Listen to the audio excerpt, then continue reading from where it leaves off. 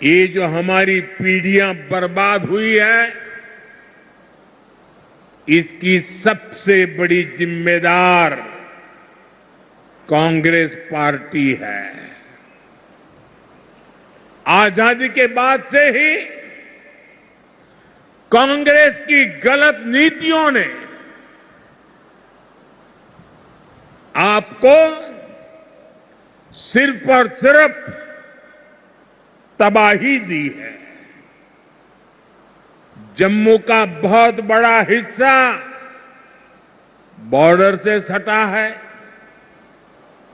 आप वो दौर याद कीजिए जब सीमा पार से आए दिन गोले बरसते थे। आए दिन मीडिया में ब्रेकिंग न्यूज चलती थी। एक बार फिर सीज फायर का उल्लंघन, उधर से गोलियां चलती थी और कांग्रेस वाले सफेद झंडा दिखाते थे। लेकिन जब भाजपा की सरकार ने गोली का जवाब गोले से दिया तो उधर वालों के होश ठिकाने आ गए। साथियों, आपको याद होगा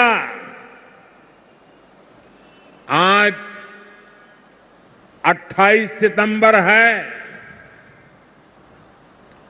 साल 2016 में आज की रात 28 सितंबर की रात सर्जिकल स्ट्राइक हुई थी।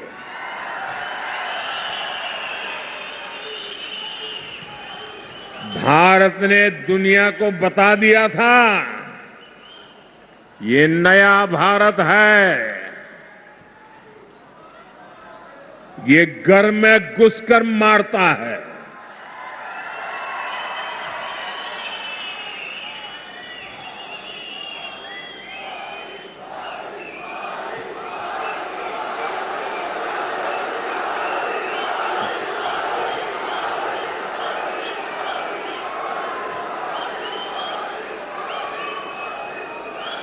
एक वो दिन था और एक आज का दिन है। आतंक के आकाओं को पता है अगर कुछ भी हिमाकत की तो मोदी पाताल में भी उन्हें खोज निकालेगा।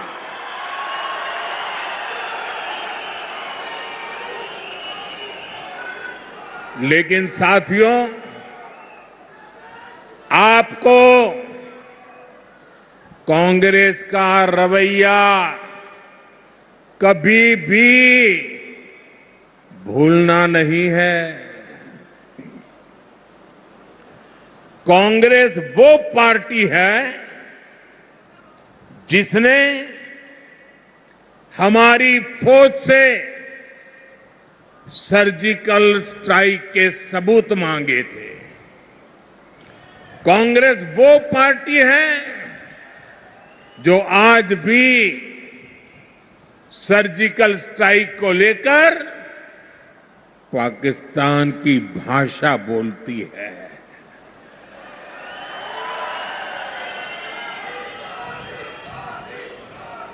आप मुझे बताइए, क्या कभी भी आप ऐसी कांग्रेस को माफ कर सकते हैं क्या?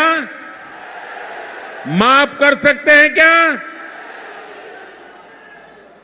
साथियों,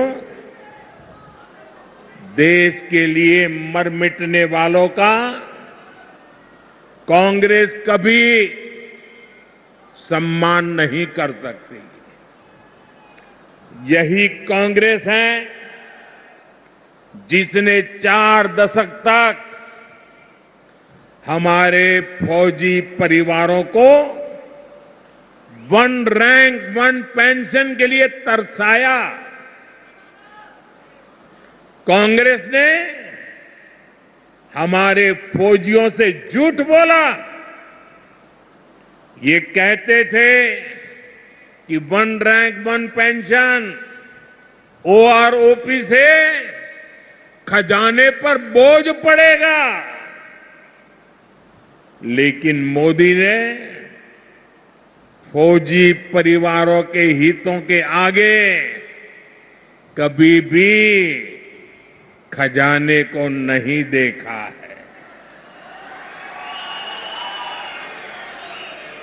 और इसलिए 2014 में सरकार बनने के बाद हमने ओआरओपी लागू किया। अभी तक फौजी परिवारों को 1,20,000 करोड़ रुपए से अधिक मिल चुका है। हाल में हमने ओआरओपी को रिवाइज भी किया है, जिससे फौजी परिवारों को और ज्यादा पैसा मिलना तय हुआ है। साथियों, आज की जो कांग्रेस है वो पूरी तरह अर्बन नक्सलियों के कब्जे में है। जब विदेशों से घुसपैठिए यहां आते हैं तो न जाने क्या कारण है, कांग्रेस को अच्छा लगता है।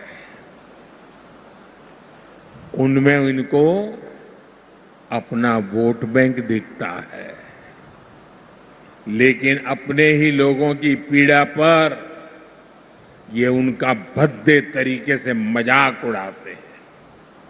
साथियों, कांग्रेस, नेशनल कॉन्फ्रेंस और पीडीपी ये संविधान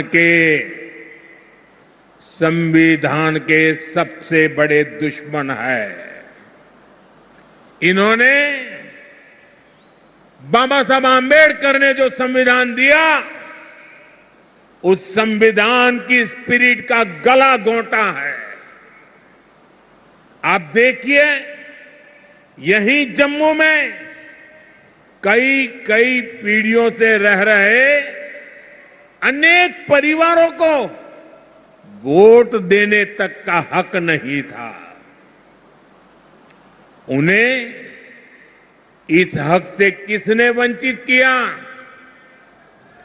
कांग्रेस, एनसी और पीडीपी ने किया है। अब भाजपा ने बाबा साहब आंबेडकर के संविधान के स्पिरिट का सम्मान करते हुए ये अधिकार अपने इन भाई बहनों को दिया है। पश्चिम पाकिस्तान और पीओके से आए हमारे बहन भाई, हमारे गोरखा साथी, हमारे वाल्मीकि परिवार देश के लिए इनका बहुत बड़ा योगदान है, लेकिन अनेक पीढ़ियों से इनको दूसरे दर्जे का नागरिक बनाकर मजबूरन जीने के लिए छोड़ दिया गया। कांग्रेस और उसके साथियों के इस पाप को क्या कभी भी भुलाया जा सकता है? साथियों, भारत के संविधान ने लोकल बॉडीज की व्यवस्था बनाई है, लेकिन संविधान के इन दुश्मनों ने जम्मू कश्मीर में पंचायत, बीडीसी और डीडीसी के चुनावों को भी रोक रखा था। संविधान के तहत शेड्यूल्ड ट्राइब के लिए सीटें आरक्षित होती हैं, लेकिन कांग्रेस, नेशनल कॉन्फ्रेंस, पीडीपी ने जम्मू कश्मीर के कमजोर तबकों को ये हक नहीं दिया। भाजपा सरकार ने ही संविधान में दर्ज ये हक दिए हैं। आज देखिए, जम्मू रीजन की 6 सीटें एसटी के लिए रिजर्व है। इसे गुजर, बकरवाल, पहाड़ी समुदाय, ऐसे हमारे अनेक समाजों को पॉलिटिकल रिप्रेजेंटेशन मिलेगा। जिन साथियों को ये हक मिले हैं, वे अब खुलकर भाजपा की सरकार बनाने के लिए पूरी ताकत से वोट दे रहे हैं। भाजपा पर भरोसा का ये फिक्स डिपॉजिट हमारी बहुत बड़ी पूंजी है। इस पूंजी की रक्षा में हम कोई कोर कसर बाकी नहीं छोड़ेंगे। साथियों, कांग्रेस, नेशनल कॉन्फ्रेंस, पीडीपी के कारण जिनको भी गांव लगे हैं, उनका मत, मजहब कोई भी हो, भाजपा हर गांव पर मरहम लगाने में जुटी है। भाजपा ने कश्मीरी पंडितों के पुनर्वास के लिए टीकालाल टपलू स्कीम की घोषणा की है। विस्थापितों के पुनर्वास के साथ साथ उन्हें जो आर्थिक सहायता मिलती है, उसको बढ़ाने का भी वायदा भाजपा ने किया है।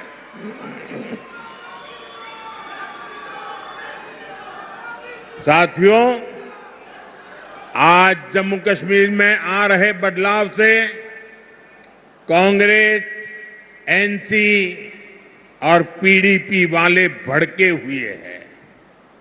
इन्हें आपका विकास पसंद नहीं है। ये लोग कह रहे हैं कि उनकी सरकार बनी तो फिर वो पुराना सिस्टम लाएंगे। ये फिर वो भेदभाव वाला निजाम लाएंगे, और जिसका सबसे बड़ा शिकार हमारा ये पूरा जम्मू रीजन रहा है। कांग्रेस, नेशनल कॉन्फ्रेंस, पीडीपी ने जम्मू के साथ हमेशा अन्याय किया है। ये तुष्टीकरण के लिए कुछ भी कर सकते हैं। आप इनके भाषणों को सुनिए, कैसे डोगरा विरासत पर ये हमला करते हैं। महाराजा हरि सिंह को बदनाम करने के लिए ये कैसे कैसे लांछन लगाते हैं। देश का सबसे भ्रष्ट परिवार,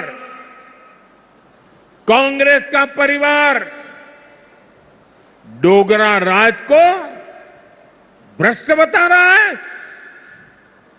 मैं जरा आपसे पूछना चाहता हूं, जम्मू क्षेत्र के लोग मुझे बताइए, क्या यह आरोप आपको स्वीकार्य है? स्वीकार्य है? साथियों, भाजपा जम्मू के साथ हुए ऐतिहासिक भेदभाव को दूर करने के लिए प्रतिबद्ध है।